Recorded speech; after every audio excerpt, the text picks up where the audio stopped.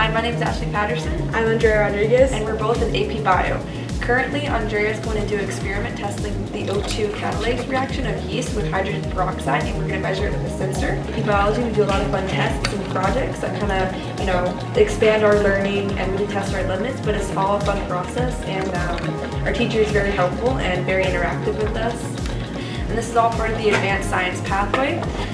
And what's cool is we actually get to use like real lab equipment that they use in medical schools and colleges. That back to our learning. So there's a lot of fun positive sides of biology. It's a good intro to college learning.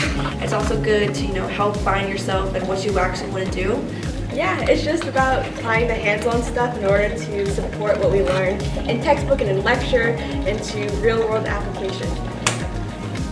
Physics 2 teaches the complexity of physics with a closer look on electric, atomic, nuclear, and quantum physics, and that Physics 1 could teach us. When I first read the class description of Physics 2, I thought to myself, well, I can't get that close to a look. But in all seriousness, I'm learning more about things I can't see and how this impacts the larger world. Hello, my name is Nathan Copeland, and I am an APES, or AP Environmental Science. So today, what we are doing is basically land management.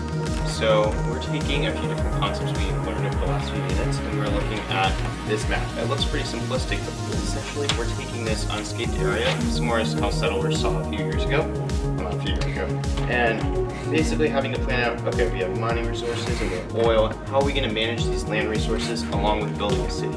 Because a lot of preconception is basically that we just want to save the environment, and we want to, but we also want to make sure that we can live in it.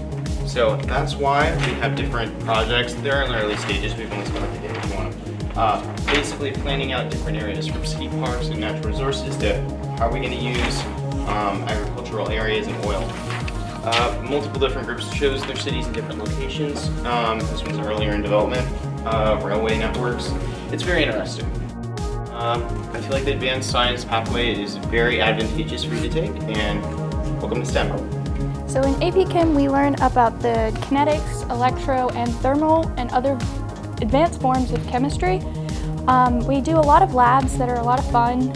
They do have a lot of paperwork, but that's typical of a normal chemical lab in the real world. So AP Chem is just a balance of paperwork and technical labs, but overall it's pretty fun.